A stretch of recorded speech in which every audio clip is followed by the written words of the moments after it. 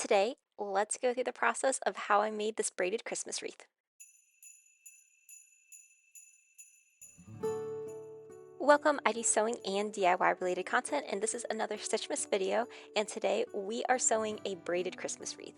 Now, this is something that I have seen online before. I think my family actually has one of these wreaths as well, and I think that they look really fun, and I've always wanted to try to make one.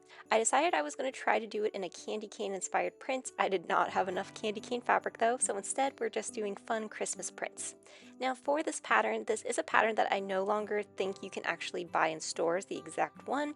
You can find it on eBay though. It was Mccalls 3777. But for this, I just started out the process of cutting out all the fabric I would need for those 3 tubes, as well as the ribbon. So the cat wanted to help while I was first getting these out, but as you can see, this red shiny fabric is what's going to be used for the bow for mine. So the first step was to start combining our 3 different panels that are going to be used for the braided component. So we're almost making one long tube. So for this, you're going to be matching up those angled edges for each of the 3 colors. What's really important to note here is that, as you can see, I have one almost perpendicular to the other matching along that angle. That's how you want it to look. So you're going to have one fabric that will be like pointed down and the other one will be pointed up, as you can see on the left hand side. And then once you get all of that pinned so they're with right sides together, you're just going to move on and do that for the additional 3 colors. So I did that for the green, and then you can see here that I'm doing it for this white fabric as well, so pinning it along that edge so that it does open nicely. Then I did go ahead and pin up everything that I would need for my ribbon component. So it has these like 2 points on either end, and what you're going to be doing is matching with right sides together, that long edge. We're leaving a gap in the middle, and then we're just going to be sewing this long edge, making sure we're leaving that gap. So this is going to be the first component of putting together the bow. Now the second piece for the bow that is needed is this kind of smaller rectangle, and you're just matching it so that the right sides of the short edges are together, and this is just the first component that we're going to be doing, and then we'll have another step after. So I just pinned everything up so that when I went over to my sewing machine I could do all of my stitches at one time. Now for sewing this, it was actually really straightforward. A bunch of straight stitches, being sure that I backstitched at both the beginning and the end for each of those bow components, as well as making sure I did that for the long fabric tubes that we're sewing together. After I worked on sewing the first tube, I did double check to be sure that when I opened this up, I did get one nice long rectangle, and I did, so this is what it looks like. I would highly recommend using fabrics with smaller prints for this type of project so that it's a little harder to see where you are sewing these together, but again, that's totally a personal preference and up to you. Once I completed all those stitches for all 3 of the rectangles, it was then time to begin really sewing them together to make the one long tube. So the first step was you were folding the fabric over about a 1/2 of an inch on the edge and then pinning that in place. So we're almost like basically making a scrunchy tube, and then on either end you're just folding in the edges about a 1/2 of an inch so that you remove that raw edge. So very easy, very simple to do, and you repeat this for each of those 3 tubes that you're going to have, and then we're just going to be sewing that one very long edge. After I did this for all 3 of my tubes, I then went back to the bow portion, and as you can see here, I've turned it right side out, and then I'm matching these short edges together, and I would just be taking a seam so that we are almost just creating another tube. So you can see that this pattern really has a lot of repeating elements to it, and we're just making a seam right across there. Then finally, for this bigger component of the bow, we're going to be turning this right side out, which I found was pretty simple, especially since I did use the satiny material.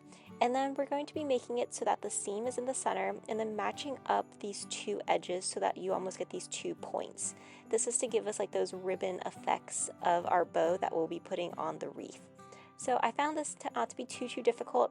I do think if you had pressed this out, it would have been a lot easier. The fabric that I used does not handle pressing at all, even on the lowest setting. I struggle so much with it, so I was really trying to avoid pressing this out once I learned that it could not be pressed. Then I just went through and took all those seams, so doing it for each of the tubes as well as the bow.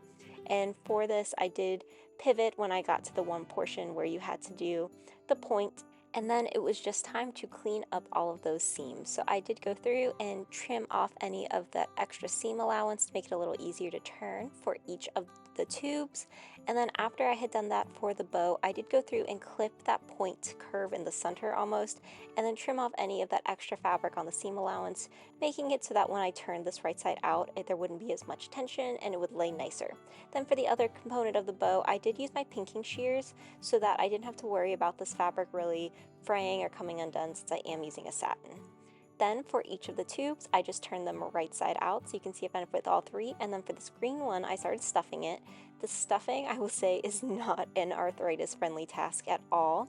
My biggest recommendation is if you're making this is to start stuffing it so that the stuffing goes directly into the middle, and then stuff up either side of the tube first. This will make it a lot easier on your hands. So you can see I've done one side here, and then I just continue on stuffing the other side. That way you're not having to do like all one edge.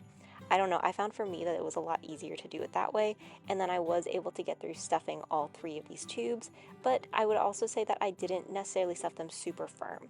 Then you just go through and we are going to be finishing up the edges, so just hand stitching each edge on either side. I did leave about 3 inches or so of fabric where I didn't stuff it so that I would have the room to press it down. Then it was time to start braiding these. Now braiding these was so hard and I couldn't get them same place. I eventually was just stepping on it to hold it in place, and then I just did a whip stitch to get all 6 of those edges sort of together, and I found that this worked really well to hold them. And then once I had that initial stitch, I went through and did a much more secure one, and then it was time to add the bow. So for the bow, you're just going to be turning that smaller portion right side out, so this one is ready to go. And then for the larger portion, we need to turn this right side out through that gap that was in the center. And then you're just going to be doing a hand stitch to close up that gap. The kitty also oversaw all of this. And then I did try to press this ever so slightly, it just was not working. But we are now just going to turn this into the final bow, so just slipping 2 of those portions into this little slip knot. And then this is what the bow sort of looks like. I will 100% say the bow is not my favorite component of this wreath.